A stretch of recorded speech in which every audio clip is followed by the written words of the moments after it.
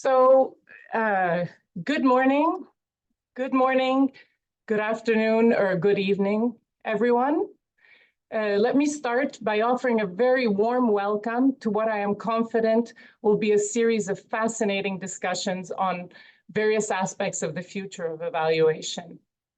I am Sabine Bernabè, Vice President and Director General of the Independent Evaluation Group here at the World Bank. And as many of you may know, IEG has been celebrating 50 years of independent evaluation at the World Bank. And this event, the Future of Evaluation, is the last in a series of IEG at 50 events that we've been organizing since last September. In the inaugural event that we organized last September, we looked back at the evolution of IEG over the last 5 decades, and our aim was to draw lessons for how evaluation might further evolve to inform the way forward for the World Bank Group and help it deliver development impact more effectively and efficiently for people and the planet.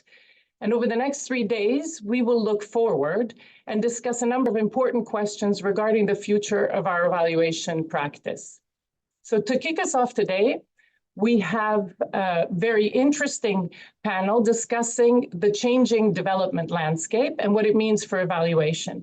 A panel of experts will discuss how evaluation is adapting in the face of a complex global development landscape characterized by multiple crises, fragility, and increased uncertainty. Tomorrow, the focus will shift from the global development landscape to the evaluation practice itself.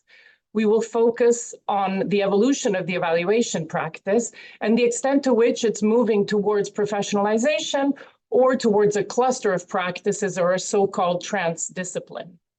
We will also discuss the articulation between global and local knowledge and evaluation.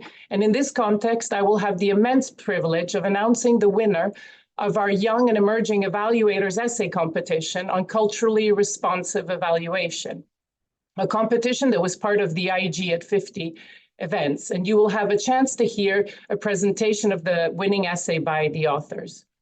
On Wednesday, our first session will focus on the changing role of international organizations in the field of evaluation capacity development. For decades, our organizations have been supporting the development of national evaluation systems, and the systems that have emerged respond to the unique needs and circumstances of countries. And so with the emergence of country-led evaluation systems across the globe, the panel will reflect on the evolving role of international organizations in evaluation capacity development. And finally, the fourth and final session on Wednesday, we will turn to the impact of new technologies and data. We have assembled a diverse panel of evaluators, data science experts, and development economists to examine the influence of new technologies and data on the practice of evaluation. So I think you will agree this is an exciting program, and I hope you'll be able to join us over the next 3 days. I would like to take this opportunity to already thank our panelists for participating in what I know will be a fascinating series of conversations on the future of evaluation. And with that, let me hand over to the moderator of today's events, Marie Gaarder, the Executive Director of the 3IE. Many thanks, Sabine, for this introduction, and also welcome to our panel and audience. First of all, let me wish you then a very happy 50th anniversary to you and all of my IEG colleagues as well. It will be my pleasure to moderate today's panel, today's discussion. As Sabine already said, we'll focus on the role of evaluation in a changing global context. A huge topic. But first, to set the scene for the discussion, Kumar, who's the founding president and editor-in-chief at Devex, will provide us with an overview of the development landscape and emerging challenges. So over to you, Raj. Thank you so much, Marie, and thank you, Sabine. And it's so great to be with all of you. Congratulations, 50 years of the Independent Evaluation Group. It's an amazing milestone to celebrate. It's worthy of celebration. I think in many ways, evaluators are the unsung heroes of global development. Of all the success we've had in the last half century, it's really been evaluators who have pushed this field to focus on what we know works and to ensure that local communities have a voice in a process that often excludes them.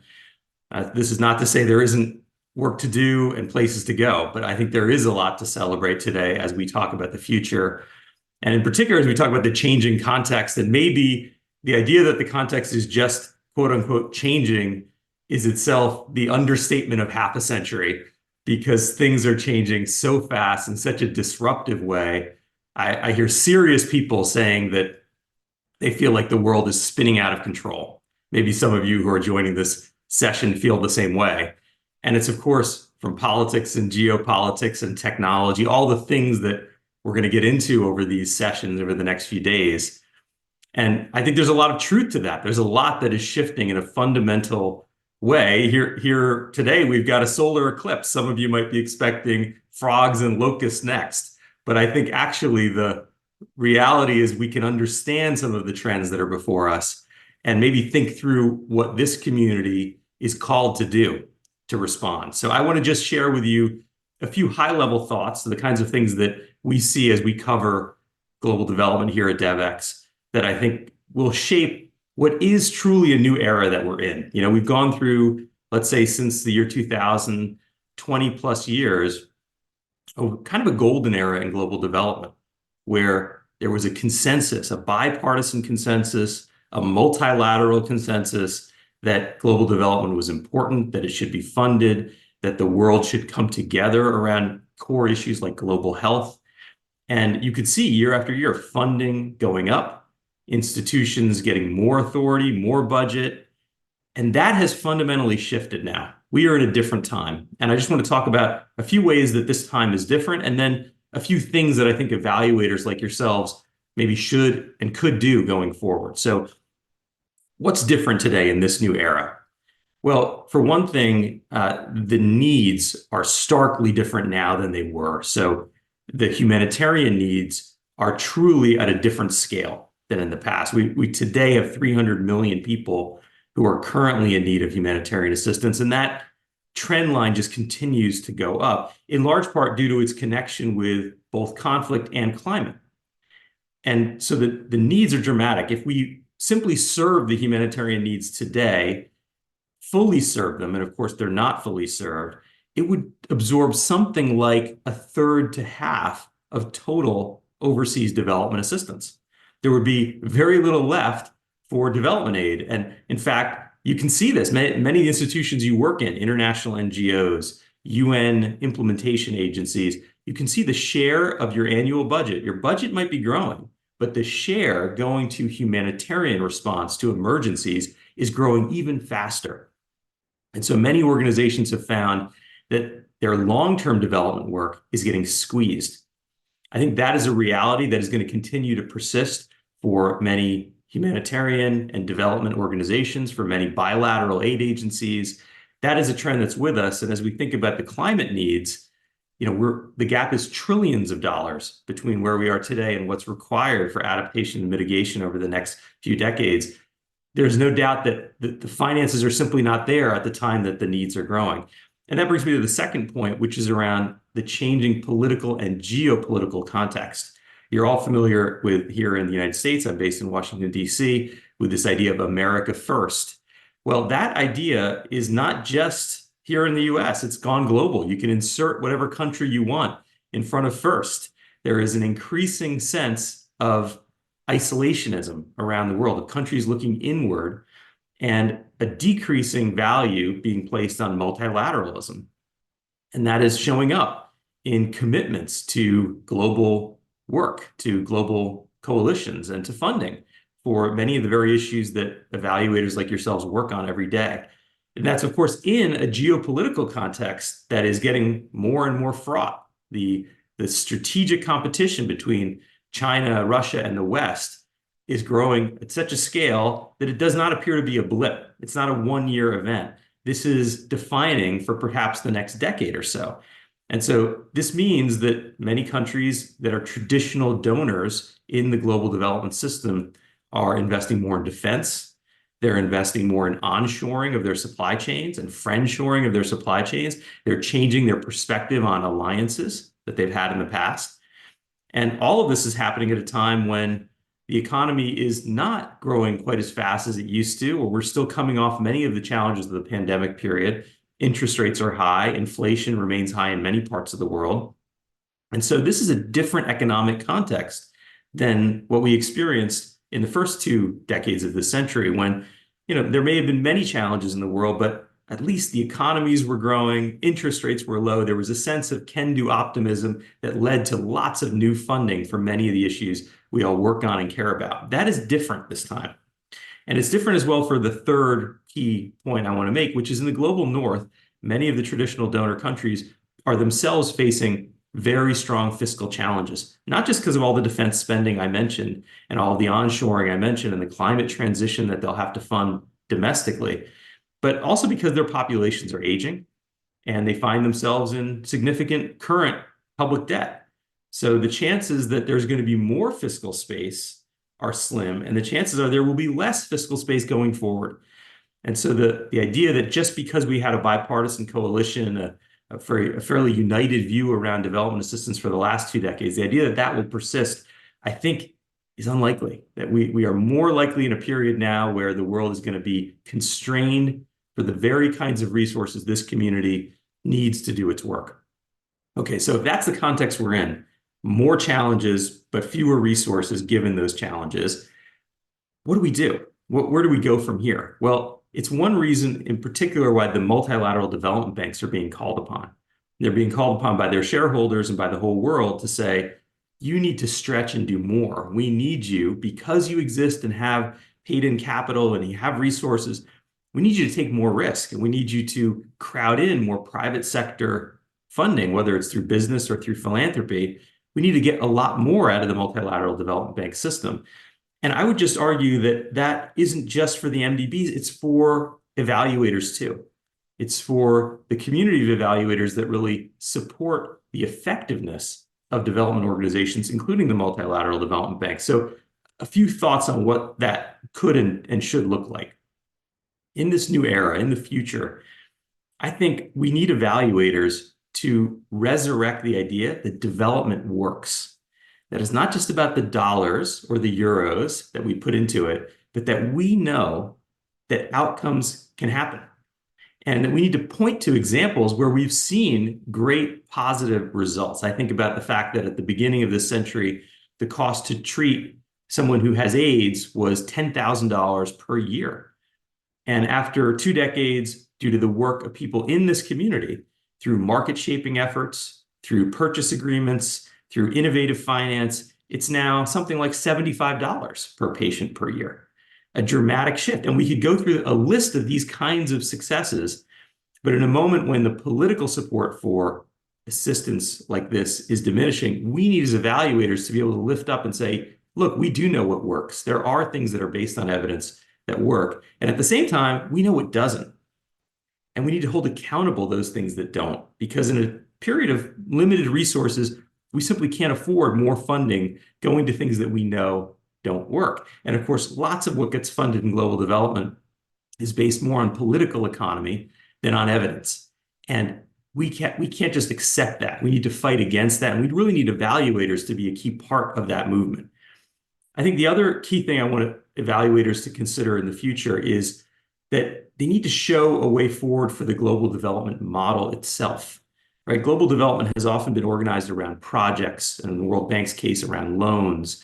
And it really needs to shift to something much more systemic and much more sustainable, thinking about how to engage with local actors, with countries, with civil society, for them to be really in the driver's seat of their own development, using long-term development models like social enterprises, market shaping, as I just described, and innovation. We know there's so many things that work. I think about something as simple as cash transfers and how that has really pushed our entire community to think differently about cost effectiveness.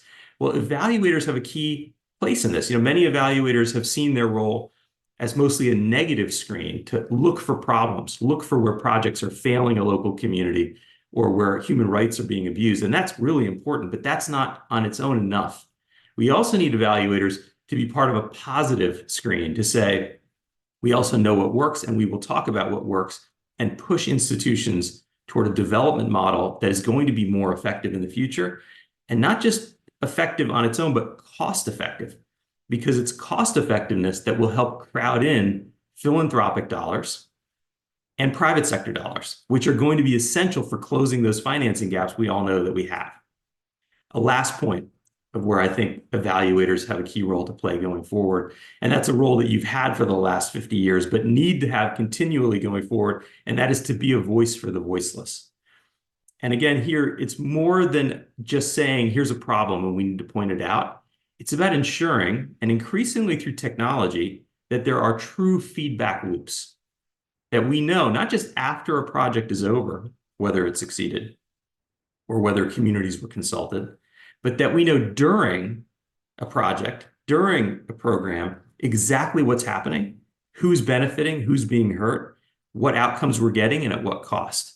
That we see evidence as something that is live and real time, that evaluators, that program leaders, that even communities can see real-time information in the form of management dashboards and other kinds of transparent data feeds to know, here's how people feel in the community about this work. Here's what we know is effective and what isn't, so that we can adjust and move the way a business might.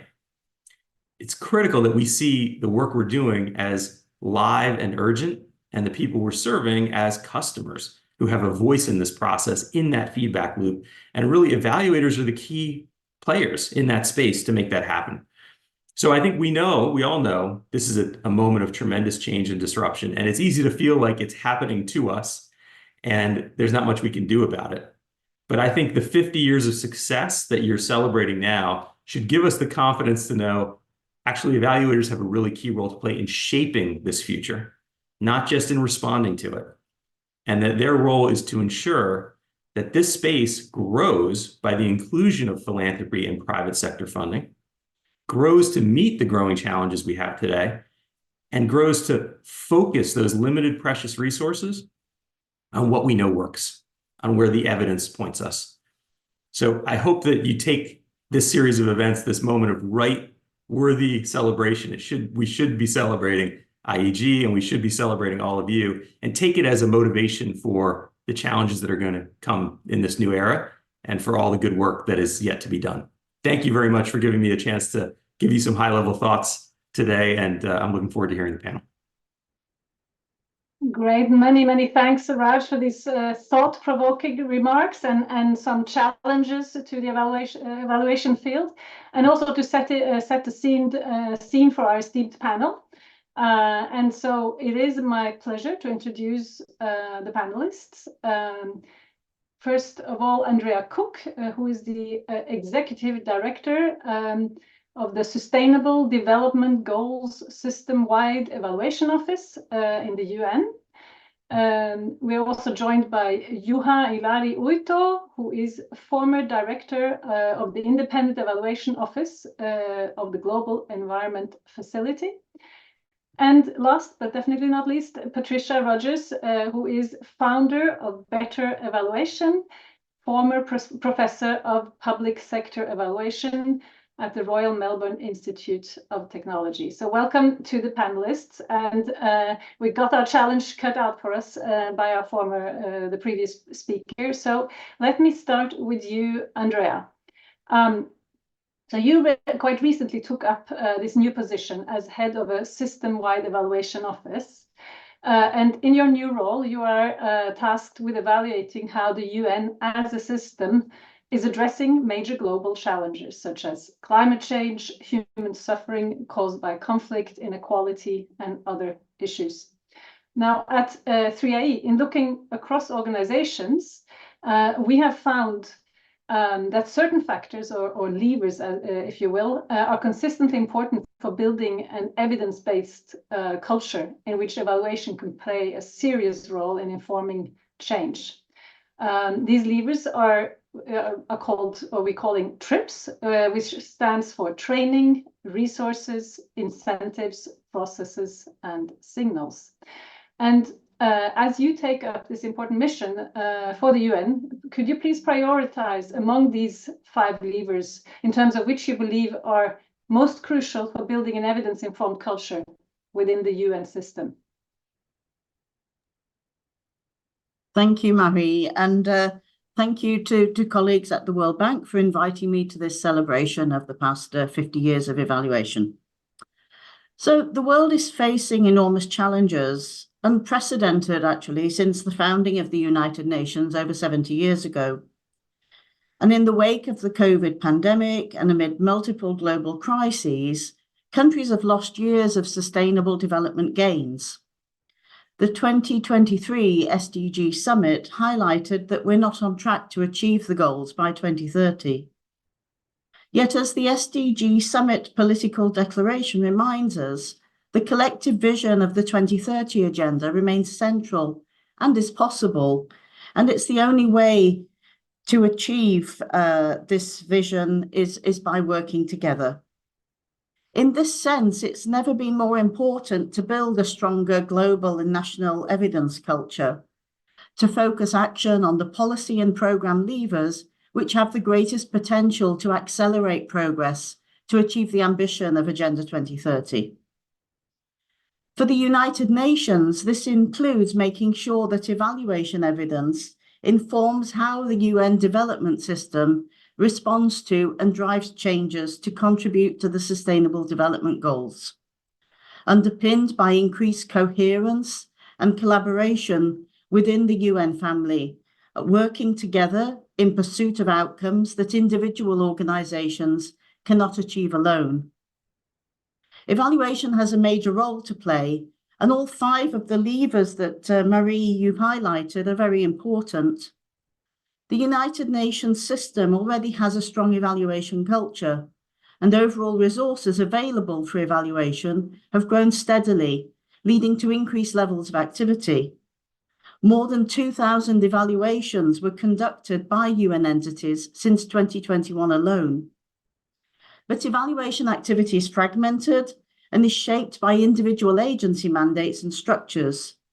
And this rarely addresses the system as a whole and its collective contribution to achievement of the SDGs. Additionally, institutional mechanisms for exploring the system-wide implications of evidence are quite limited, resulting in missed opportunities for collective evidence-informed decision-making across the UN system. And this has implications, I feel, for resourcing. The new System-Wide Evaluation Office has been established by the Secretary-General with the aim to address these challenges and with a particular focus on the levers related to incentives, processes and signals. The office is focused on 2 main areas of work. Firstly, this is conducting evaluations on system-wide issues and incentives. For example, evaluating the UN system's socio-economic response to the COVID crisis, or the cross-UN Spotlight Initiative to end violence against women and girls, or the upcoming evaluation which will look at the collective approach of the UN development system to country-level development planning. The other equally important part of our work is making existing evidence more available and usable for key decision makers, including for member states. To achieve this, we're looking at mapping and signposting evidence, producing summaries and syntheses, and effectively targeting dissemination efforts. We want to make sure that evaluation evidence is considered and used across the United Nations system and contributes to key intergovernmental decision points, such as the Summit of the Future and the quadrennial comprehensive policy review of the UN development system later this year. As a small and nimble office drawing on the collective efforts and capacities of evaluation officers across the United Nations, we're primarily using the levers of incentives, processes and signals to strengthen the evidence culture and to drive change.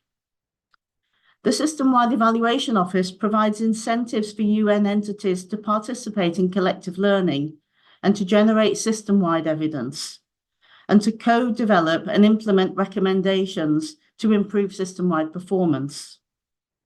As a dedicated system-wide evaluation office, we can also work to establish more transparent and robust processes to identify priority issues for system-wide evaluation efforts, to convene agencies to come together to carry out more joint and system-wide evaluation focused on collective delivery, and to channel UN evaluation evidence to system-wide decision makers, specifically member states.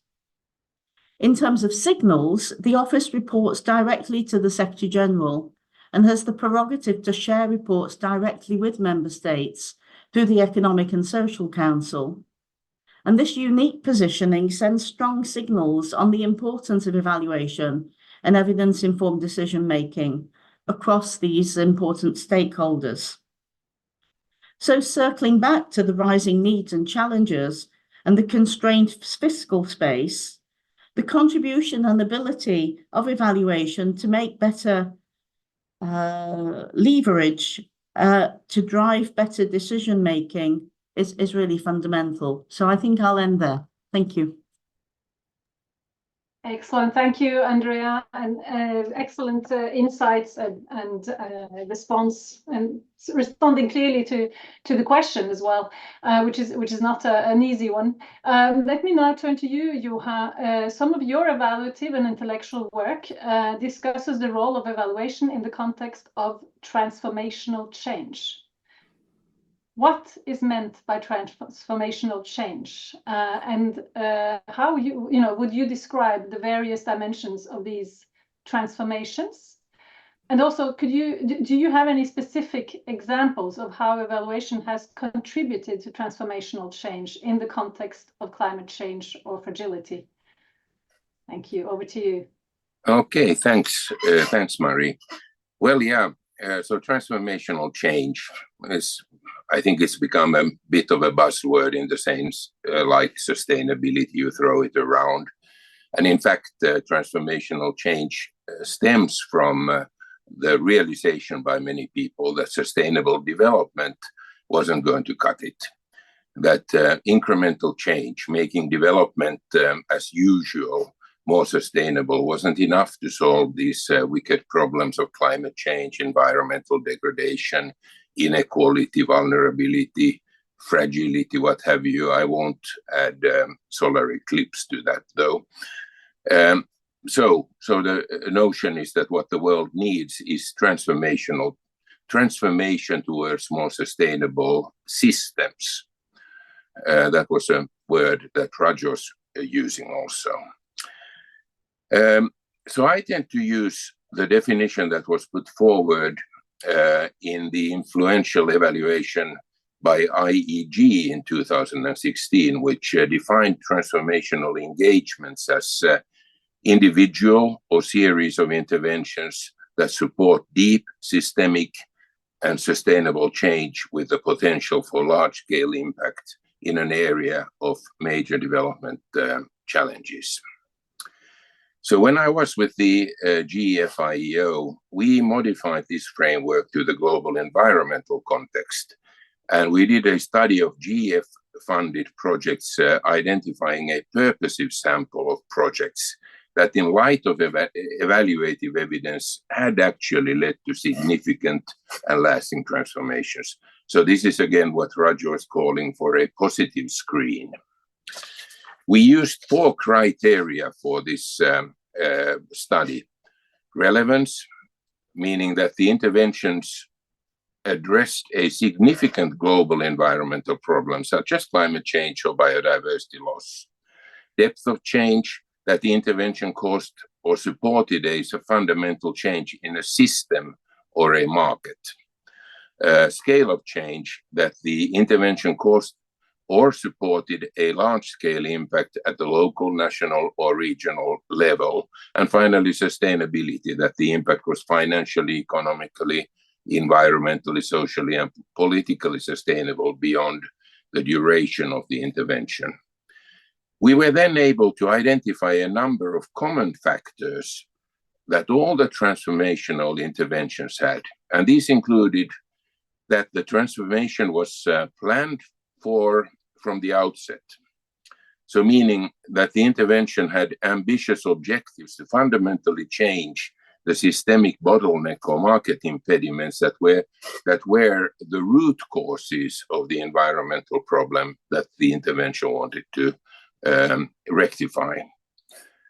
That establishing an effective transformational mechanism was included. All of the projects that were evaluated to be transformational were explicit of such a mechanism, whether it was a mainstreaming, demonstration and replication, catalyzing or whatever, so that the intervention could be scaled up. A third element was harnessing market forces. The majority of the interventions targeted the markets by removing barriers, encouraging sustainable supply, or catalyzing demand for environmentally sound products and services.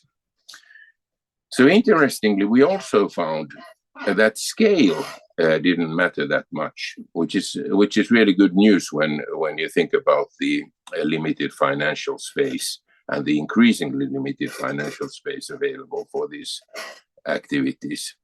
So, for instance, we had a GEF-funded project of less than $1 million of GEF funding that was critically catalytic to create a wind energy market in Uruguay, as it came at the right time and at the right place. The transformation to which the project demonstratively contributed was the increase of wind power share in the country from 0 in 2008 to a third just 8 years later. The project came at a time when Uruguay had exhausted its potential from other sources of energy, including hydro and biomass. So without getting into the weeds of this particular project, let me just say that the project systematically addressed all the barriers to wind power development, including establishing an enabling legal and regulatory framework. It also established a demonstration project that showed how these things can be done. So this whole package created a transparent market for wind power in the country, which then was taken up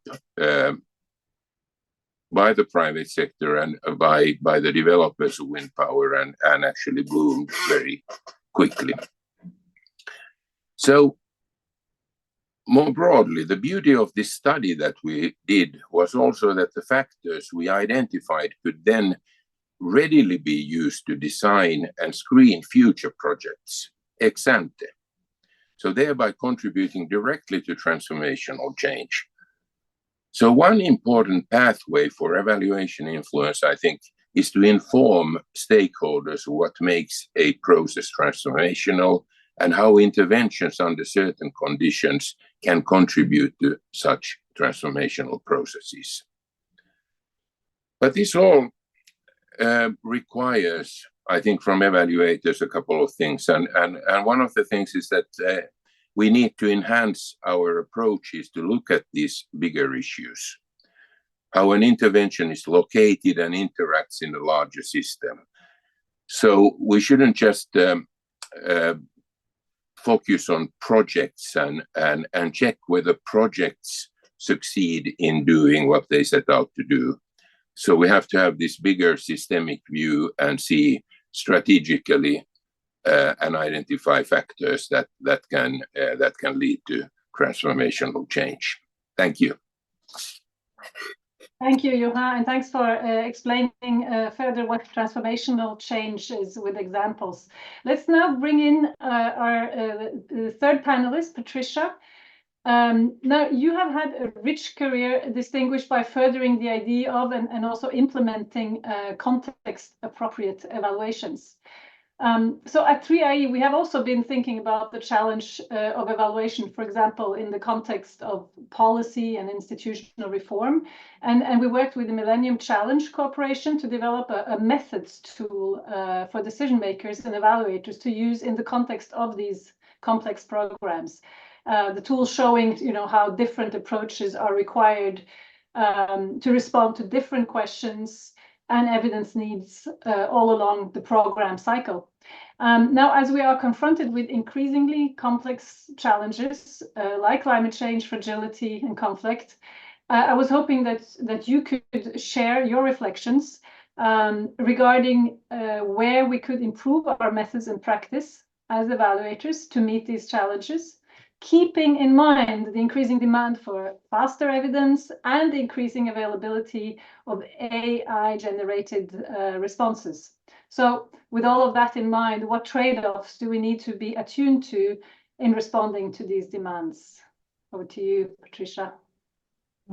Thank you, Marie. Thank you for that introduction and for the opportunity to contribute to it, and also to Andrea and Juha for, I think, setting up some of the challenges that we face and that we need to respond to. And I think what really must drive us is for evaluation to be useful in ensuring that development can improve and meet the sort of goals that we have.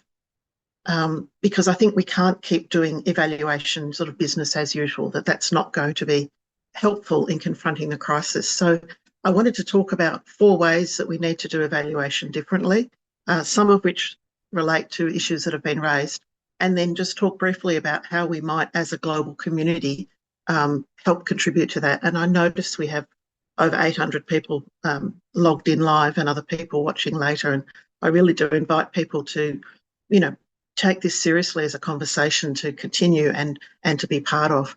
So the first thing I'd like to talk about is the theories of change, that we do need better theories of change that recognise that development is always an intervention in complex systems and that it's increasingly being affected by the fast and disruptive change that Raj talked about. So our theories of change need to reflect the complicated and complex nature of development so we can better understand how development happens and how to make it work better. So in terms of complication, we really do need to move from a narrow thinking about what works as like a uniform answer to what works for whom in what contexts. And that idea and that framing has been around for a while, but it still is not universal. We need theories of change that show the interconnected chains of causal links that lead to a range of outcomes and impacts in different contexts, and to be thoughtful about how the networks of other actors, contributing factors, events and actions contribute to those outcomes and impacts, not just our development interventions. So really moving to causal contribution as well. And noticing when things work differently in different places and for different people. Now, that's often talked about as a nuance, which always irritates me because I think they're about fundamental differences. If we care about equity, we care about things working differently for different people. If we care about translating evidence to new contexts, we need to understand why it works differently in different places. And we also need to address complexity, not just complication, but complexity, where we try to get answers to questions about what is working and what is likely to work under conditions of ongoing uncertainty and emergence. These are situations that call for a different type of management, not just plan and monitor for compliance, but adaptive management. How can you act despite uncertainty, not by pretending it doesn't exist, but by supporting iterative action and review, collaboration and learning. So that's the first change. The second is, I think, moving from a view of evaluation as being quite a static process about providing evidence, of evidence often in the form of a snapshot out the rear window that's somehow designed to help people drive forward. We actually need to support the collaboration and learning for going forward and acting. So evaluation shouldn't just be about research methods, but processes as well, for periodic reflection with a variety of actors. What's working, what fits with how we understand things, what doesn't fit, how do we make sense of it, what do we need to do next? So we need to embed evaluation in planning, design, implementation. We need to engage a range of people in that process and support the use of evidence with these cycles. And we also do need to engage the wider community so that they also understand the value of what's being done and hopefully continue to value development investments and commitments. And to do this, we will need more rapid real-time evaluation, early stage evaluations. And there's some great work going on in terms of documenting the innovations that have been done on that. Many of them do use the technology like GIS and AI to speed up data collection, coding, analysis, synthesis, reporting, reworking documents into different formats, always with the caveat that these need to be done under expert human oversight, not as a replacement for human oversight. And we need to deal with issues of privacy and confidentiality in using that material. The third change is being able to draw on diverse types of evidence and being able to synthesise them effectively. So we do need to consistently advocate for situationally appropriate choices of our methods, processes and designs, not a hierarchy of evidence or research designs. That's been really shown to leave out important evidence and draw erroneous conclusions. It gets it wrong. It leads us down a track where we do the things that those methods are good for rather than the things that work overall. And we then, if we've got diverse evidence, we need ways of bringing it together. So it's not an algorithm, but a rubric or a global scale where we can bring this evidence together in ways that are transparent, replicable, empirical, and based on explicit criteria. And fourthly, given the urgency of the environmental and equity crises that face us, we do need to look at those things, I think, in all evaluations to ensure that we're not having negative impacts from our interventions and to learn better how to address those. So this doesn't mean that we now double the budget and the duration of all our evaluations so we can do an environmental one as well. And we certainly don't want to bring in a tick and flick where you put down how many post-it notes you cycle. We've got to have a proper screening process that can quickly identify, are there major issues there, and bring together diverse evidence to explore that. And the good news is in all of these, there are a number of initiatives working on this. Marie, you mentioned the methods menu developed by MCC and 3IE, and that's looking at evaluation methods. It came out of advocacy and policy influence. It's obviously cases where counterfactual isn't possible and you need other methods. So that's been a helpful step forward. I just want to mention a couple of others, and I'll put links in the chat. The work of the Causal Pathways Initiative, which is focusing on methods for understanding how, why, and under what conditions change happens or has happened, and that really emphasises actors' narratives and inclusive and participatory processes. The UNDP M&E Sandbox on M&E for uncertain and complex contexts. The UNFPA Adaptive Evaluation Resource Pack. The CCAN Centre for the Evaluation of Complexity across the nexus. The Ramsay's projects on realist and meta and narrative evidence syntheses, evolving standards. How do we bring diverse evidence together to answer complex questions? The Equitable Evaluation Initiative, the Footprint Evaluation Initiative, and obviously close to my heart, Better Evaluation, which is now part of the IEG's Global Evaluation Initiative, which aims to bring together materials on the full rainbow of methods and processes and approaches, and also support building the evidence base about when do we choose them and how do we use them well, including how do you make these trade-offs between how precise you want to be, how urgently you need it, how much you can invest, how inclusive you can be, how quickly can you go. Help us to make those situationally appropriate choices. And this is where I think collaboration between these initiatives, engagement of many people can help build that evidence base. And I don't think it will be in the form of an algorithm or a decision tree, but I think it will be issues to consider that then experts will bring that together. And, you know, I could imagine if all evaluations reported not only their methodology, but why they chose that. What was it about the context that made that appropriate? If all evaluation conferences included some exploration of methods for particular contexts, we could really bring together a lot of evidence from practice and learn more about that. So I'm going to stop there and look forward to questions. Thank you, Marie. Thank you, Patricia. This was really insightful, and also thanks a lot. I think our wide audience will appreciate the very practical advice on resources also at the end. And really want to just shout out to all the audience. I've been seeing and fascinated to see all the greetings and questions, etc., coming through.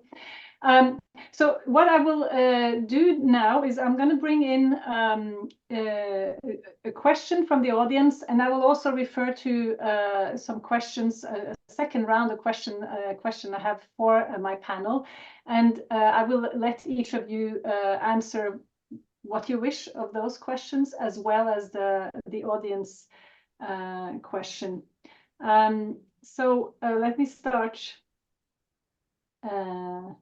Because it looks like there's several questions that relate to local actors, and several of you have also touched upon that.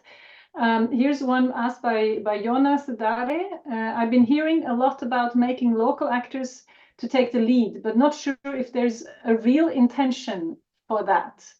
Would you please comment on this? Really thoughtful question.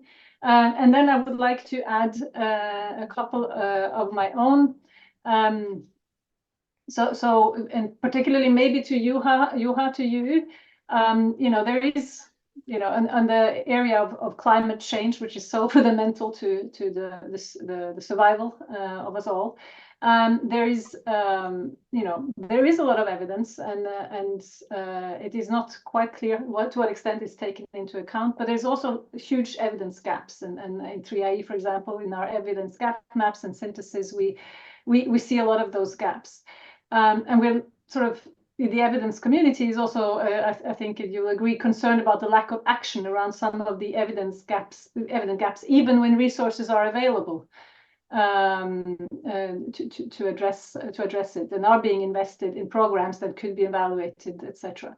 Can the evaluation community do more to help protect the global environment without overstepping its boundaries, is one question. And again, others can also come in on that. There's a second topic, which is around, it's a year of elections, important elections. Should evaluation adapt its methods and priorities in response to changing political landscapes? You heard Raj in his opening remarks talking about this. Or should we sort of remain steadfast in our commitment to longer-term development goals? Any reflections on that from you? And then finally, for evaluation to remain relevant for policymakers, it is important to understand the barriers to evidence-informed policy, both in developed and developing countries. So what are potential strategies for overcoming these barriers, and what are the responsibilities of evaluators in that regard?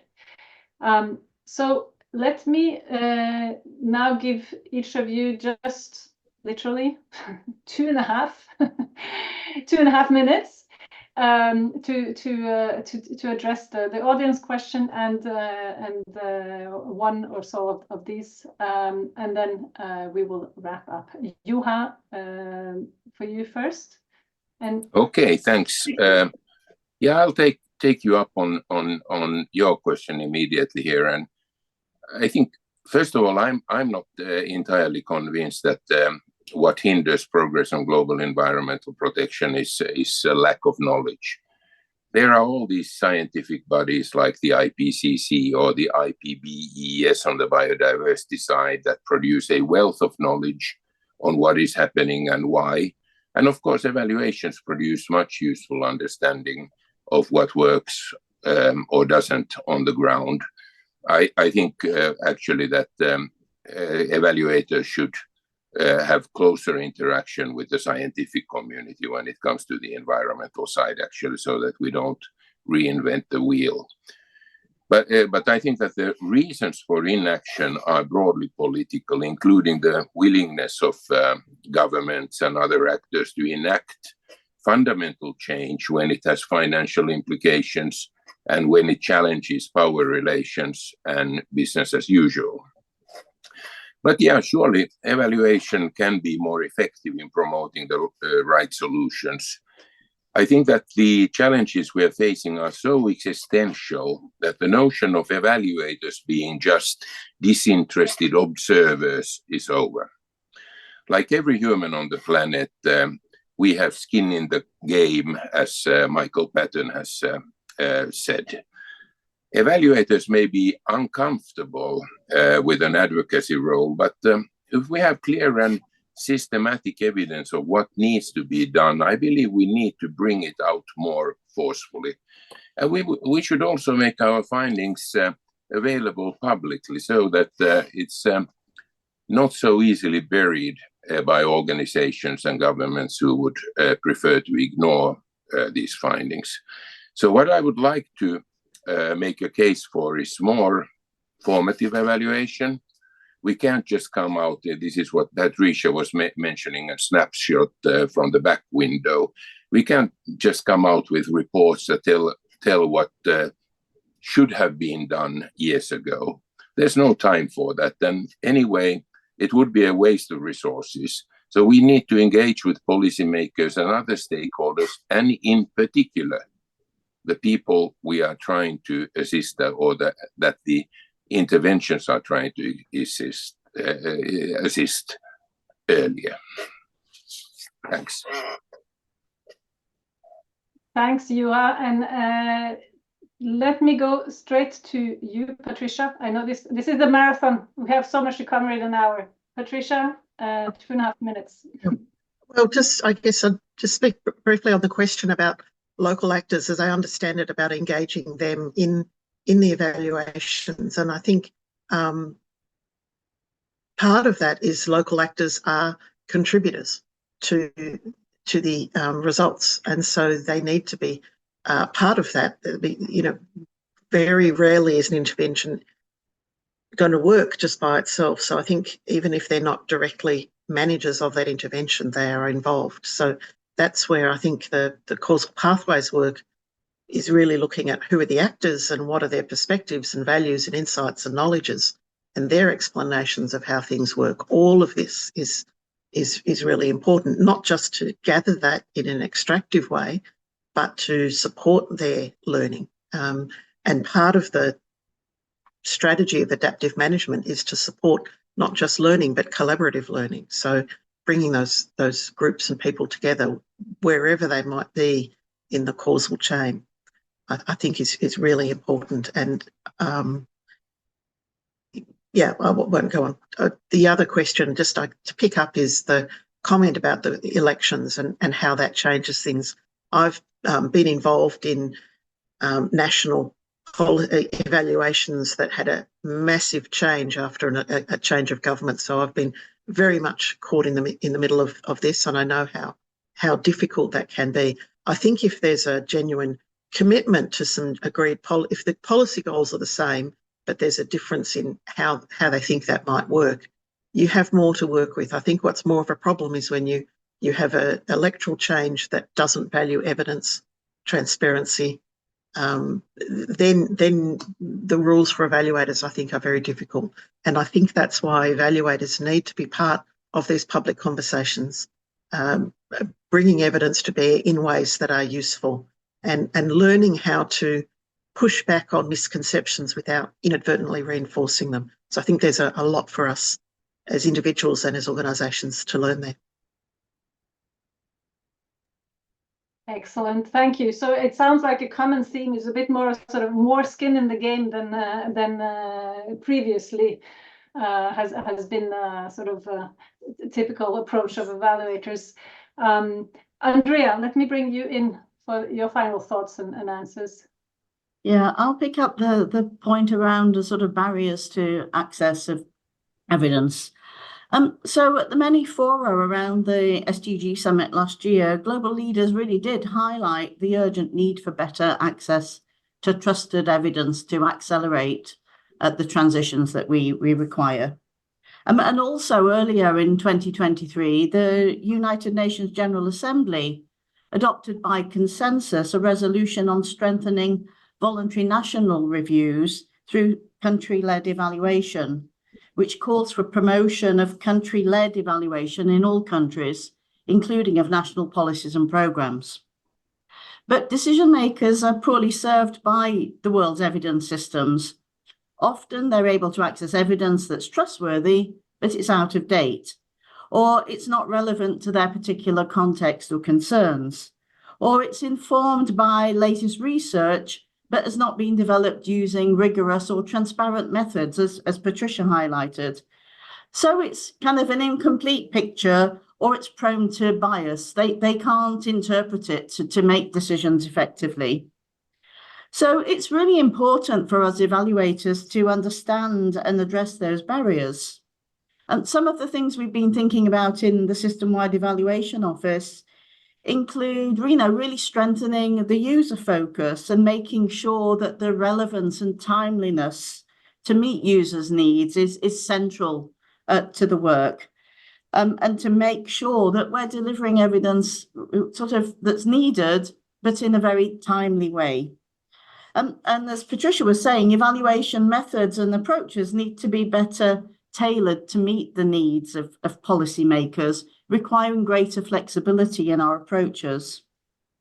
As Raj noted, I think right at the beginning, it's really crucial to promote evaluation as a tool for learning and improvement, and to really move into that area, which is a little bit getting out of our comfort zone for many evaluators. And it requires a shift in mindset to emphasize the role of evaluators as facilitators and advocates, promoting learning and innovation and continuous improvement. And then moving beyond individual evaluations, as the body of evidence grows, we must prioritize the delivery of decision-ready products and present evidence in formats that are compelling and useful. And we need to find better ways to link with broader efforts to strengthen evidence generation and support systems, to leverage global evidence, not just evaluation, to achieve the step change in the ability to use and share evidence. And these challenges were really set out with some solutions by the recent Global Evidence Commission to address societal changes. And these include tools such as investing in living evidence models to better serve decision makers with timely evidence on issues and questions that are important to them at particular points in time. And here there's clearly potential for AI to help to drive that, but with all the caveats and safeguards that Patricia was highlighting. So, maybe just to sum up, to remain relevant, evaluators really have to focus on meeting user needs, on delivering decision-ready products, promoting evaluation as a tool for learning and improvement, and to situate this work, this vital work, within wider evidence ecosystems that are transparent and accessible. So thanks. Thank you very much, Andrea, and very, very nice sort of summary to end this panel on. I will not try to summarize all of the great thoughts that have come up. This is the first of a series of panels this week, which and some of them will dive into some specific aspects that we've covered in some detail today. My understanding is, or my plea to the organizers as well, I've seen a lot of great both comments and further questions coming up, and we cannot obviously cover much of that in an hour, but I know that we will be sort of collating this over the course of the week, and there will be products and blogs, etc., coming out of these panels. With that, I want to first thank this amazing panel for sharing your thoughts on important evaluation questions of our time. Thank you to all of you who our virtual audience who have been joining us and coming in with comments and questions. And finally, I invite you to join us tomorrow, April 9th, for the session, How is Evaluation Evolving as a Practice? Which will shift the focus from the development landscape, which was so nicely set out by Raj at the beginning of our session today. And it will also feature the announcement, and it will go much more into the evaluation practice itself. It will also tomorrow feature the announcement of the winner of the Young and Emerging Evaluators Essay Competition on culturally responsive evaluations. So with that, thank you, all of you, for joining us, and see you all tomorrow. Thanks very much.